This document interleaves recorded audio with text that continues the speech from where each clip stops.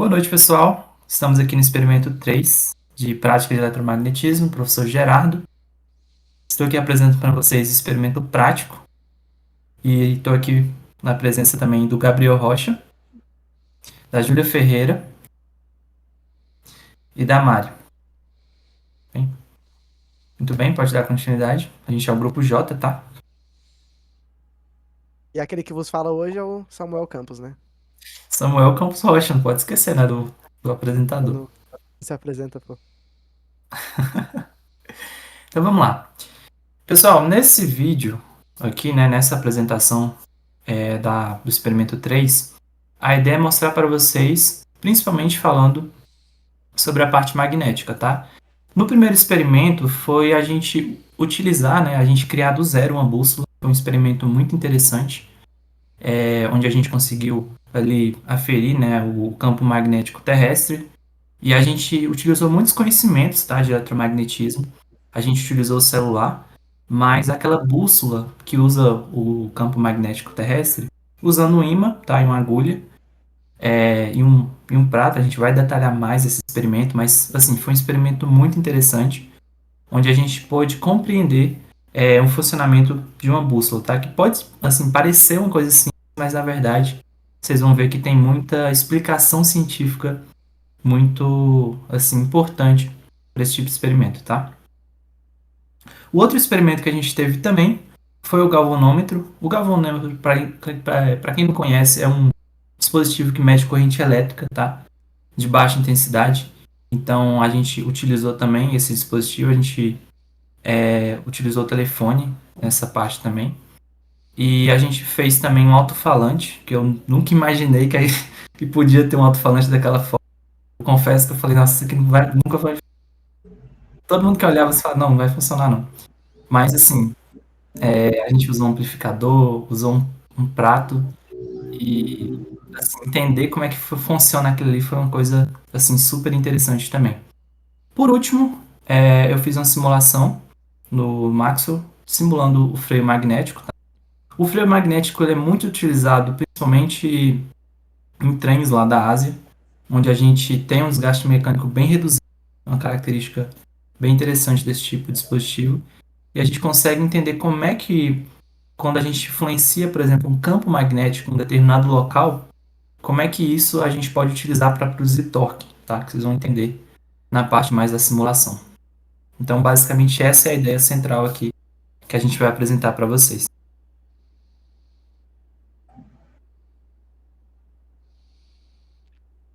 Muito bem, nessa primeira experiência que a gente teve, da intensidade de campo magnético, quem vai apresentar aqui vai ser o Gabriel. O Gabriel vai falar mais para vocês. Muito bem, Gabriel, vou passar a palavra para você explicar para a gente como é que funciona essa experiência. Bom, Samuel, essa parte assim de campo magnético, ele é uma coisa muito importante, né? Porque ele está presente em diversos fenômenos naturais, artificiais. E nesse experimento a gente explora duas formas diferentes de analisar ele. Uma, a gente pega um ímã e vai, tipo, afastando ele do celular para poder fazer o aplicativo ver quanto que alterou o campo magnético. E na outra a gente faz uma bússola, né, para poder pegar o campo magnético da Terra e tudo mais, assim como você já introduziu pra gente. Bom, mas os objetivos disso era a gente poder analisar realmente a variação da intensidade do campo, gerada pelo ímã, em função da distância que a gente vai estar puxando ele e tudo mais. A gente usa um sensor, né, no celular para poder ver isso. Também a gente aproveita a bússola para poder ver, identificar onde é que é o norte magnético da Terra, onde é que é o sul magnético. E um dos focos foi testar, né, a resposta da bússola a perturbações externas, né, com objetos metálicos, campos magnéticos externos e tudo mais. Pra gente fazer isso, a gente adotou essa seguinte metodologia. A gente usou esses materiais aqui, que seriam um ímã de neodímio, uma régua, celular com um aplicativo do Magnetimeter, prato com água, um pedacinho de papel e um pedacinho de metal. Nesse caso aqui, se não me engano, foi um clips. Aí o procedimento dessa primeira parte aqui, né, aquele que eu não coloquei a foto aqui, né, mas a primeira parte do aplicativo com o ímã se afastando, a gente pegava essa régua, posicionava ela perto do celular e a gente pegava aquele sensor magnético do celular e ia afastando o ímã, né, com base nessa régua, medindo a distância e medindo a variação do campo, da intensidade do campo magnético.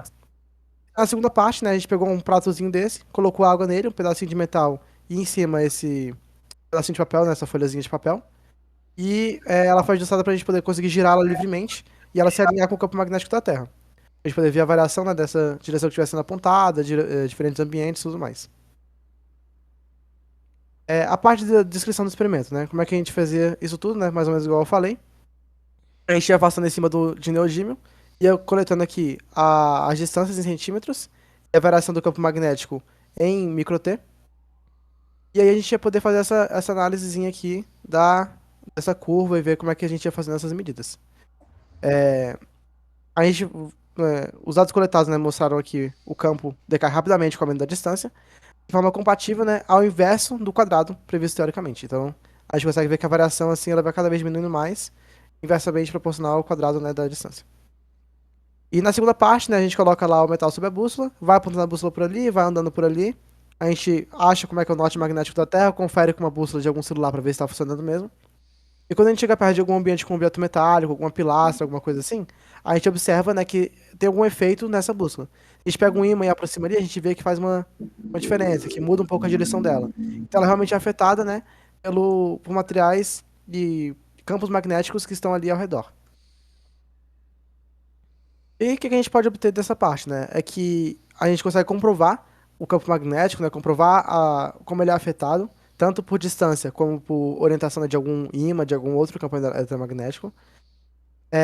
A gente também vê a diferença da intensidade, né? A influência que a gente tem de uma geometria do ímã. Porque, por exemplo, quando a gente pegava o ímã e virava ele de posição, já mudava o campo magnético que o celular calculava. Então, até a posição do ímã, o jeito que você está mexendo ele, faz diferença. A geometria é importante, a posição que ele está é importante, cada coisa disso afeta. A bússola, né, ela conseguiu mostrar que é possível detectar o campo magnético terrestre com um arranjo bem simples. Um prato, um pouco de água, um papel e um clips. E ambas as atividades permitiram reforçar, né, conceitos teóricos por meio da observação direta, tornando o aprendizado mais concreto e acessível, né, para a gente poder entender melhor como que a teoria funciona na prática. Foi basicamente isso que a gente quis fazer. Aí só mostrando aqui, né, direitinho, no gráfico você vai ver, tipo, começa a decair muito mais rápido, que é, como eu falei, o decaimento é exponencial. E também tem os valores aqui que tá um pouco pequenininho, mas vamos ficar um pouco mais perto aqui. Então a gente tem todas as distâncias aqui, como eu falei, todos os valores bonitinhos aqui. E vocês podem ver, né, como é que eles vão caindo. E depois começa a cair de forma mais devagar. E aqui no final ele quase não se altera mais. Então é basicamente isso que você consegue observar aqui no gráfico também. Bem direitinho. E basicamente, essa parte desse experimento era isso. Excelente, Gabriel. Eu sei que a gente tem um fórum de discussão no final do vídeo, tá? Onde a gente vai abordar, conversar, né, sobre os experimentos. Mas só um questionamento aqui. O que que você considera que foi desafiador no começo, né, dessa experiência? O que que você acha assim que, pô, isso aqui vai influenciar muito aquilo ali que a gente estava fazendo, tem que ter mais cuidado? O que que você acha que foi importante considerar nesse experimento né, da intensidade desse campo magnético? Então, em cada um dos subtópicos, né, que a gente fez, teve uma coisa em específico. No tópico desse imã que a gente ia passando com a régua, como eu falei, era a geometria e a posição dele. Com base se a gente virava ele na horizontal ou na vertical, já alterava o campo elétrico, o campo magnético. Então, fazer isso já mudava muita coisa. Só a gente mudar o imã e, tipo, a gente não tava prestando atenção nisso, então tava dando resultados conflitantes. E na hora que a gente ia fazer o gráfico, ficava tudo errado. Aí o professor explicou pra gente que tinha que deixar numa posição lá específica e já ajudou a gente a fazer a parte ali de montar um gráfico ali que fosse mais coeso. Já em relação à bússola, foi saber se nossa bússola realmente estava funcionando. Que a gente pegava um celular, falava uma coisa, um outro celular falava outra coisa. A gente ficou muito na dúvida se a bússola estava apontando para o lado certo, se estava errado. E na hora que a gente foi conferir com o professor, ele fez uma brincadeira com a gente, colocou a gente do lado de uma pilastra, que acabou fazendo com que a bússola fosse alterada e a gente não conseguia fazer dar certo. Só que era uma brincadeira dele lá com a gente e acabou que no final funcionou também. Então, saber se a orientação da bússola funcionava mesmo era uma coisa difícil porque a gente não sabia se o material que a gente estava usando para comprovar isso era verídico. Justo. Eu achei muito engraçado essa parte porque a gente ficava comparando o celular, né? A gente calibrava. Para quem não sabe, quando você tem a bússola no celular, você fica girando o telefone para a bússola ficar calibrada, né? E a gente ficava comparando a bússola do telefone com a que a gente tinha feito e dava resultado totalmente, assim, diferente, né? E depois o professor explicou essa influência da Pilar. Depois a gente vai comentar mais sobre isso, né, do fórum, tá? Muito bem, agora em relação ao experimento 2, a Mari vai falar aí pra gente, vou passar a palavra pra você. Pode falar, Mari. Bom, então eu fiquei responsável para explicar esse iniciozinho aqui da parte do galvanômetro, né? Que pra mim foi um dos experimentos que eu mais gostei de fazer, principalmente a parte do resultado. Então, foi muito interessante. E eu vou começar falando, primeiramente, o que é um galvanômetro, certo? Um galvanômetro é um dispositivo eletromecânico utilizado para detectar e medir correntes elétricas de baixa intensidade. Geralmente ali nos microamperes, miliamperes, que eu acho que no caso a gente mediu em microamperes. Ele é um instrumento muito sensível, então ele detecta qualquer passagenzinha de corrente no circuito. Bom, então ele funciona com base no efeito de campo magnético sobre uma corrente elétrica, que segue basicamente a lei de Lorentz, né, que é o princípio da força magnética sobre um condutor de corrente. O galvanômetro, o nosso objetivo desse experimento era basicamente construir um galvanômetro, né, e a gente identificar a corrente, certo? Que tá passando ali numa bobina de cobre. Eu vou mostrar mais pra frente como que ficou, mas eu deixei umas imagens de como são os galvanômetros. Um galvanômetro aí mais antigo ali, que dá pra identificar, que aí quando ele detectar a corrente, ele vai medir, certo? E ali o outro é uma versão mais digital dele, é um pouco mais moderna, mas segue o mesmo princípio. Bom, então é isso. Agora, introduzido basicamente o que é um galvanômetro, eu vou falar um pouco sobre os materiais do experimento, e aí eu deixei a foto do nosso experimento. Então, para esse experimento, a gente usou uma bobina de fio de cobre, que a gente enrolou ela, como vocês podem ver ali, enrolada no rolo de papel higiênico. Inclusive, a gente usou um rolo de papel higiênico para poder usar de suporte ali para a bobina, né? A gente também usou um gerador de corrente elétrica, que está ali na imagem, que o Gabriel pode mostrar com o mouse, uns fios conectados, né, para a gente conectar a corrente elétrica para ela passar na bobina de fio de cobre. Esse prato aí que está do lado a gente não usou, só estava aparecendo na imagem porque a gente esqueceu de tirar ele dali, enfim. E um celular que a gente usou com uma bússola digital do celular, né? A gente usou a bússola digital do celular, como vocês podem ver. Não. Essa ideia do celular foi uma ideia mais que nosso grupo teve, né? Alguns outros grupos estavam fazendo com um imã e um palitinho, né? Que aí o palitinho mexia e a gente conseguia medir o ângulo. Mas a gente fez um pouco diferente. A gente tentou estabelecer uma relação entre a força, que dá pra ver ali se o Gabriel der um zoom no meu celular. Ali no canto. Isso. Essa força aí, a gente estabeleceu uma relação com essa força e com o que estava sendo medido ali em amperes. Que já eu vou explicar. Esses são só os materiais, né? A parte dos materiais. E agora eu vou falar um pouquinho sobre o procedimento. Pode passar, Gabriel. Bom, então aí o procedimento, a gente liga a corrente, aí a corrente vai para a bobina de cobre, né? Vai gerar um campo magnético, certo? Esse campo, ele vai interferir no campo magnético da Terra. E aí, basicamente, interfere no campo magnético do celular. Então, é como se a gente estivesse usando o nosso celular como se fosse um imã, certo? Para a gente medir a interferência do campo magnético e aí ele faz com que a bússola desvie. E esse desvio proporcionou para a gente a força que o celular mediu ali, que ia mudando conforme a gente ia aumentando ou diminuindo a corrente no gerador.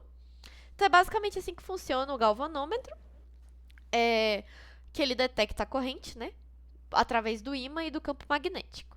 E aí a dinâmica que a gente realizou em sala de aula foi basicamente cobrir o visor, né, onde aparece ali os números do gerador. E aí a gente usa só pela leitura da bússola, a gente vai ajustando a corrente elétrica e aí a força vai mudando e a gente fez uma tabela de valores para assim a gente saber exatamente quanto que estava ali no visor, mesmo sem olhar. Então, por exemplo, o professor fala, agora dá uma força aí de 30. Aí a gente tampava o visor, quer dizer, dá uma corrente de 5, por exemplo, 0,05, né? A gente tampava o visor, ia mexendo na corrente, aumentando ou diminuindo, até a gente chegar na força que a gente calcula, né? Através de uma interpolação bem simples aí, que é 31, dá pra até ver. Dá pra ver de primeira ali. E aí, quando chegava 31 na bússola do celular, 31 de força, aí a gente sabia que provavelmente estava 0,05 ali de corrente. E aí a gente olhava e se tivesse certo, tava certo, né? Porque o objetivo do experimento é realmente a gente conseguir ter essa relação e ele funcionar sempre dessa forma. Aí, mostrando um pouco mais a tabela e de como funcionou. Aí tem intensidade em microtesla, isso, microtesla. E o valor da corrente em microampere, aí tá ampere, né, mas é porque tava convertido já. E é isso, aí a gente fez um gráfico também, só pra representar, o gráfico não era bem necessário, mas era bastante linear, até porque a gente pegou valores de corrente próximos um dos outros, né, que a gente só queria ter realmente essa relação. Eu acho que é basicamente isso o funcionamento do galvanômetro e o nosso experimento.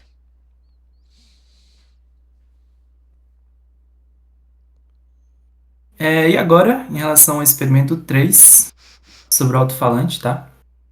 E o experimento que, inclusive, ninguém acreditou que deu certo. E quem vai falar sobre isso vai ser a Júlia Ferreira. Pode falar, Júlia. Obrigada por passar a palavra, Samuel. Então, a gente vai primeiro falar sobre os materiais, né, que foram necessários. Cada grupo fez de uma maneira diferente e os que a gente precisou, os materiais que a gente precisou foram esses aqui. Um prato de plástico, um copo de plástico, fita crepe, cola quente, fio de cobre, imã, amplificador e gerador de corrente. Também tinha alguns fios, né, que a gente conectava lá no gerador de corrente e no celular também. Não, pode voltar. Esse é só no final. Então, pessoal, vou explicar como que esse alto-falante funciona usando conceitos do eletromagnetismo. Aqui, perto do ímã, a gente enrolou um fio de cobre e fez uma bobina. Quando a gente conecta essa bobina a uma fonte de sinal, como o gerador de corrente, ela começa a receber uma corrente elétrica que varia o tempo todo. Esse sinal, ele é basicamente o som que a gente quer ouvir. E aí que vem a mágica da física, né? Essa corrente elétrica variável, ela cria um campo magnético ao redor da bobina, que também varia. Como tem um imã fixo ali, bem próximo da bobina, que o Gabriel vai mostrar pra gente, os dois campos, o da bobina e o do imã, eles começam a interagir. Essa interação gera o que a gente chama de força de Lorentz, que faz a bobina se movimentar para frente e para trás rapidinho. E como a bobina está colada no prato ali em cima, aí aonde o Gabriel está mostrando, que a gente colocou o papel tá colado, né? A bobina tá mais lá embaixo. A bobina tá no papel e o papel tá no prato. Não, a bobina tá perto do imã. Isso. E tá conectado, o papel tá conectado no prato com a cola quente que a gente colocou no centro do prato que tá colado, né? E aí o prato ele vai vibrar junto com a bobina, né? E aí essas vibrações que acabam movimentando o ar ao redor e que criam esse som. E aí esse movimento do som acaba se ele acaba se mostrando, né, em forma de ondas sonoras. E aí chegam nos nossos ouvidos. E é assim que acontece para funcionar esse experimento. Aí a gente gravou um vídeo super desacreditados. Me perdoem os palavrões, mas a gente precisa deixar o áudio para poder ver que o nosso experimento funcionou de verdade. Nem fudendo. Nossa, tá baixinho, mas eu acho que é só aumentar. Só deixa eu ver se não vai explodir uma coisa. Ó, tá aumentando bastante.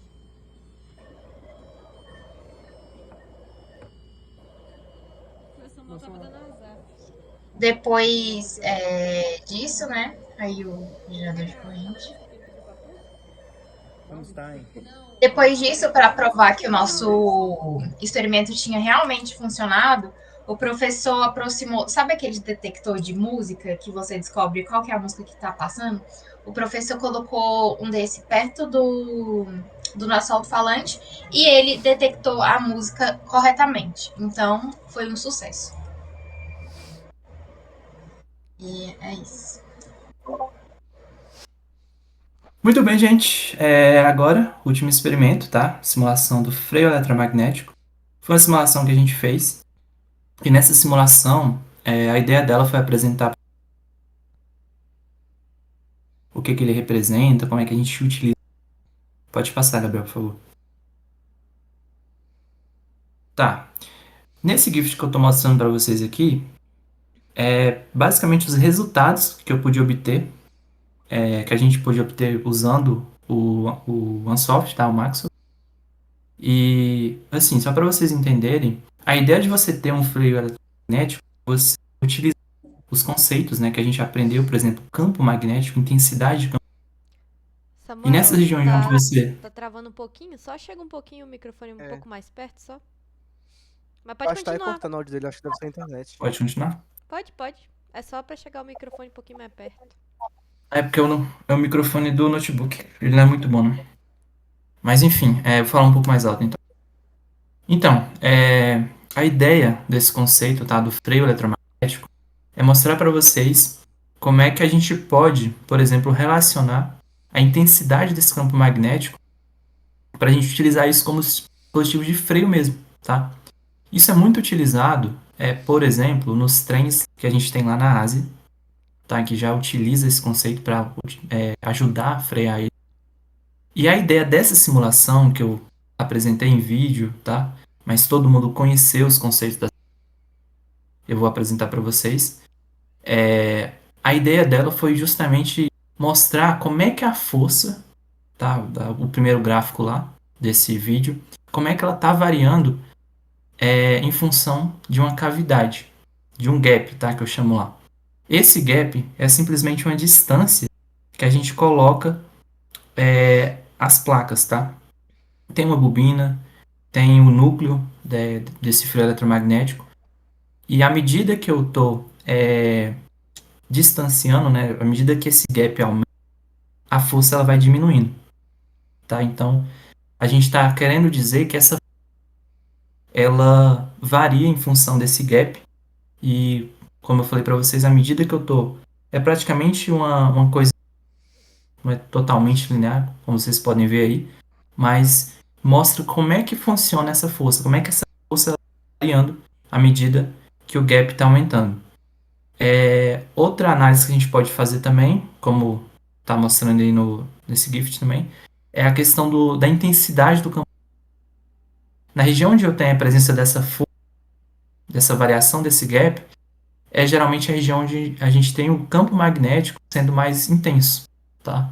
Essa região mais vermelha, região mais avermelhada. Foi uma simulação, resumindo tudo, que deu o trabalho de construir um pouco, porque tinha muita coisa, tá?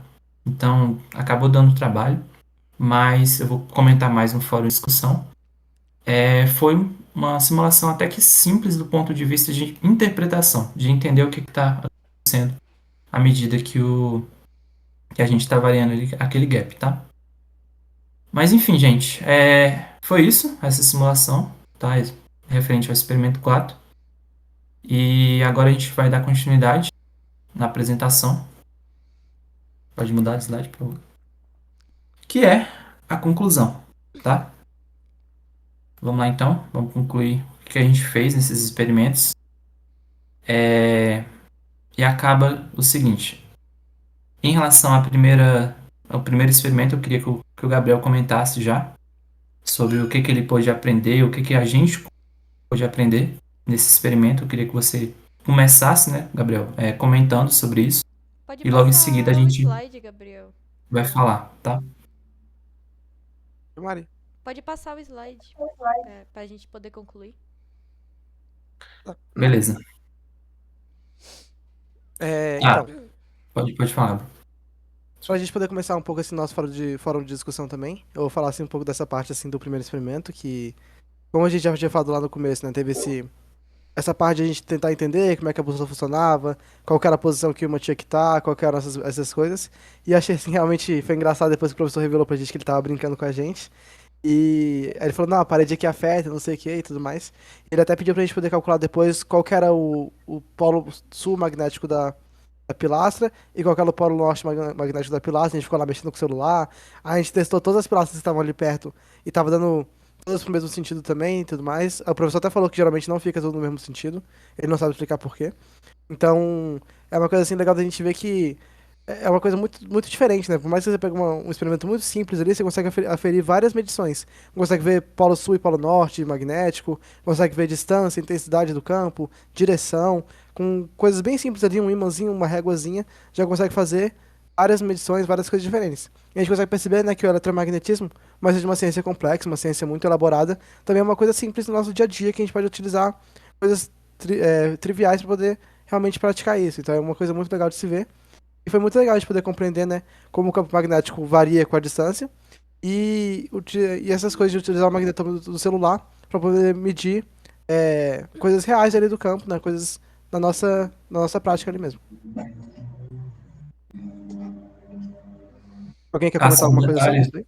só um detalhe dessa Eu quero. parte da Eu, brincadeira, da brincadeira lá lá, né? Deixa nós duas na frente de um pilar. E do tempo passando, passando, e ele falou, não, daqui a pouco demorou mais de 2 horas lá. e eu ainda falei bem assim: será que essa estrutura aqui não influencia em nada, não? E o Gabriel, não, acho que não influencia, não, é tudo aberto. Eu achei que não influenciasse assim mesmo, não. É. Mari, quer comentar alguma coisa? Acho que a mesma coisa aí dessa parte também. A bússola mesmo não foi tão difícil assim de construir, né? A gente cortou só um papelzinho mesmo, aí a gente deixou ele boiando lá. Lembrando também que a gente, eu não sei se o Gabriel falou, mas a gente passava o ímã na agulha, né? Que a gente botou na bússola justamente para magnetizar essa agulha, um ponto importante, né? Ficar passando no mesmo sentido na agulha o ímã. E acho que é só isso mesmo sobre esse experimento 1. Excelente. Então agora a gente vai comentar sobre o experimento 2 do galvanômetro. É, Pode falar. então, dessa parte do galvanômetro, como eu falei, eu achei muito interessante e eu fiquei realmente feliz com o resultado. E a coisa que mais chama atenção mesmo foi como a gente usou, na verdade, a bússola digital, a precisão desse experimento foi muito, na verdade foi 100%, né? Todos os que o professor Sim, perguntou, a gente acertou. batia certinho. Justamente porque a maior dificuldade dos outros grupos nesse experimento que a gente estava observando estava sendo que não dava para medir direito o ângulo quando era um palito. Às vezes dava um errinho ali da régua do transferidor, como é o nome mesmo? Acho que é De onde a transferidor. pessoa tá visualizando Isso. também, né? Transferidor. Transferidor. E, tipo, de onde ela tá olhando, igual a Júlia falou, ela pode enxergar um pouquinho errado, ter os números quebrados, coisas assim. E o nosso não. Por quê? Porque é digital. Não tinham números quebrados e como a gente fez uma relação com a força, ficou ainda mais fácil, porque a gente não tava nem olhando na agulha da bússola, né? A gente podia olhar na agulha da bússola, mas a gente optou por olhar ainda pela força, que trouxe um resultado ainda mais preciso e a gente ficou muito satisfeito com o resultado. Então, se vocês um dia forem construir um galvanômetro, eu super indico fazer com meios digitais para não ser tão. Para o resultado ser bem preciso. E eu acho que, Uma coisa que eu de acho resto, muito. não foi tão difícil assim, né, esse experimento. Não. Só teve uma dificuldade, né, que foi o que eu ia até comentar, que eu achei muito interessante, que assim, quando a gente foi fazer primeiro, a gente usou o celular da Júlia. E o celular da Júlia, ele não tá, a bússola dele não é baseada no magnetômetro, ela é baseada em um acelerômetro. Então, quando a gente mudava lá o campo magnético, não fazia a menor diferença, a gente tava ficando maluco, porque parecia que não tava funcionando o negócio, só que era só por causa que o celular dela usa um instrumento diferente. Quando a gente trocou pro celular da Mariana, que era com um magnetômetro, aí realmente começou a dar certo, funcionar direitinho, e a gente viu que fazia diferença mesmo. Então a gente ficou, tipo, um tempo tentando que o celular da Júlia não tava dando certo, mas era só por causa do acelerômetro do celular dela. Sim. Perfeito. Uma observação também que eu notei é que Quando a gente está falando desse experimento, lá, inclusive, que a Mari comentou no início da apresentação dela, é que a gente está trabalhando com coisas muito. Então, quando a gente fala para Muito o vocês quê? que Desculpa, com unidades voltou. muito pequenas, né? Ah, tá. Então, é que unidade mesmo? Microampere e Microampere. microtesla. Então, assim, foi um experimento que, devido a ele ser preciso, chamou muita atenção mesmo. Foi uma simples, né? Como a gente comentou, não deu tanto trabalho e que foi bem preciso também. Então, uma coisa bem importante se pontuar aí. Sim, sim. Tá, agora, comentando sobre o experimento 3, que é referente aí ao alto-falante, tá? Então, pode comentar aí, Júlia, começar a falar sobre Bom, ele. a primeira coisa que eu gostaria de falar é quem imaginava que um prato de plástico e um copo ia sair som? Eu duvidei. Não sei se vocês também duvidaram. Eu não. Eu Com certeza. acreditei no pequeno plástico desde o início. Eu duvidei desde sempre. Eu duvidei desde sempre também, mas funcionou. E foi muito legal ver o som saindo e tudo mais. A gente teve algum problema com o encaixe do celular. No P2. celular do Gabriel não estava funcionando, não sei, a gente não sabe por quê. Mas a gente conectou em outro celular e deu certo. E aí, assim, esse experimento, ele depende muito de como é feito, como todos os experimentos, né? Se a bobina foi enrolada, bem enrolada, o tipo de imã, e, enfim, igual eu falei também, os fios, né? As conexões, a firmeza das conexões. Querem Eu comentar algo? achei. Esse, assim, pra mim foi o mais caótico, assim, né? Foi o que eu acho que deu mais trabalho também. E toda vez que a gente arrumava uma solução, aparecia um outro problema. Então a gente conseguiu usar o celular do nosso colega lá. Aí a fonte começou a parar de funcionar. A gente trocou de fonte, também não tava funcionando. E trocamos de fonte mais uma vez, aí voltou a funcionar de novo. Aí, tipo, tava nesse negócio toda hora que a gente tinha que arrumar a fonte, aí não dava problema na fonte, a gente tinha que arrumar algum fio. Testava se estava passando corrente com o multímetro, às vezes não tava passando, às vezes estava. O negócio muito foi um pouco Bem caótico, assim, caótico. mas no fim das contas deu certo. E foi engraçado que a gente foi testar primeiro até com, acho que, se não me engano, foi um funk, que tem um grave um pouco mais alto, era mais fácil de poder escutar. E a música que o professor colocou era bem mais baixa. Então a gente falou, pô, será que vai dar certo com o do professor também? Não sei. Os Mas acabou dando Zorritos certo. Negros. Os Zorritos Negros do professor. Que pegou no Shazam, né? Então foi um ponto positivo. Também o amplificador que a gente tava usando, a gente teve que trocar porque a gente não sabia se era o amplificador que tá dando problema. No final das contas, eu acho que não era o amplificador, né? Era só o cabo P2 e o celular do Gabriel. Que a gente tinha testado o amplificador antes e ele tava funcionando. Mas a gente, pra conferir, a gente usou outro amplificador, né? Mas acho que no geral vocês já falaram bastante coisa. Foi um experimento bem legal. Ainda mais quando deu certo ali nos últimos minutos de aula. E, Foi. tipo, a gente pegou o celular do menino do outro grupo ainda, então ele conseguiu ajudar um pouquinho também, mas foi bem interessante. Uma curiosidade também é um experimento que, tipo assim, a posição dos materiais ela é muito importante, né? Então, por exemplo, a bobina ela tinha que ficar um pouquinho acima do ímã, não podia ficar dentro do ímã, não podia ficar colada, tinha que ficar bem perto e um pouquinho acima. E tinha que prender bem direitinho pra vibração, conseguir chegar no prato e a gente poder aumentar. Enfim, é um experimento. Foi bem sensível também, mas deu tudo certo. Excelente. Assim, pro meu olhar, assim, a coisa que mais chamou a atenção foi o próprio funcionamento, né? Que a gente tem um ímã, tem um eletroímã, e você tem inversão de polos ali presente. E você ter esse movimento de vibração, tá? Uma característica aí comum a todo alto-falante, tá? Do mais simples até o mais complexo. Segue esse. Eu acho que você entender esse experimento é você entender como é que um alto-falante como um todo, todos os alto-falantes que eu tô falando, funciona. Então, assim, foi muito rico essa experiência. A gente teve, como o pessoal comentou, esse problema no amplificador, tá? Mas a gente conseguiu resolver depois. Mas na própria construção ali da bobina, tá? Ali entrelaçados, a gente justamente para ter essa vibração apropriada ali. Foi um experimento assim surpreendente, tá? Eu diria que se tem uma palavra que resume foi que, pô, surpreendente, porque eu não imaginaria, para ser sincero, que daquela forma, mas acabou funcionando, tá? Muito bem, gente. Então essa foi a análise que a gente fez, foi a conclusão. Esse foi o fórum também do discussão que a gente está comentando aqui. E Eu só queria agora, também comentar sobre a hum, simulação, que eu achei muito legal esse gifzinho simulação. aqui que mostra bastante como é que foi feito cada parte, como é que, assim, eu achei muito legal as setinhas aqui, bem indicativozinho, acho que ficou bem bonitinho. E é bem top a gente conseguir ver de uma forma mais resumida, uma forma mais prática, assim, como é que foi feita a simulação, fica bem legal. E eu acho que simulação é uma coisa que chama muita atenção, né? Você sempre, o pessoal gosta de ver esses gráficos com esses númerozinhos assim, ver essas coisas coloridas, ver o campo aparecendo. Eu acho que é uma coisa muito chamativa e é sempre muito legal de fazer. Como eu falei no último experimento, é uma coisa até meio artística, assim, né? Tipo, a gente vê essa simulação, vê realmente como é que ficou desenhado ali, é muito bonitinho, assim, de se ver. E a gente vai colocar o vídeo, né, na descrição também, é, dessa simulação, que a gente só mostrou um pouquinho aí.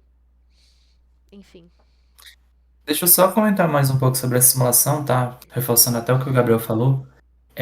Nessa parte, inclusive no vídeo da descrição que a gente vai adicionar, teve muita dificuldade na hora de construir as coisas.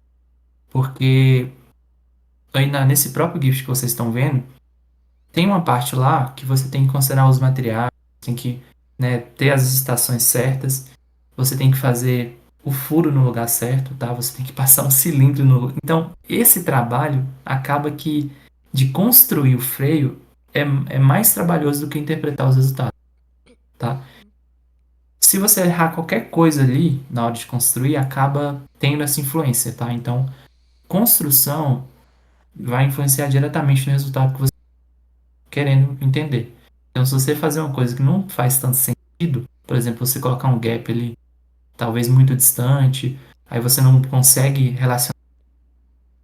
Então, tudo isso é importante na hora de você fazer a simulação ali no Max.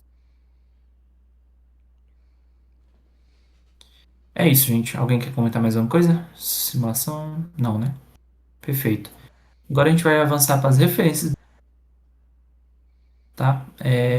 Como vocês podem ver aí, a gente extraiu alguns vídeos do YouTube, que ajudaram a gente fazer as experiências, inclusive a própria simulação. Alguns livros como o Friedman, tá? O Halliday, então são aí referências que a gente acabou utilizando aí também, tá bom? É isso, gente. Muito obrigado pela atenção, agradeço a todos aí e até mais.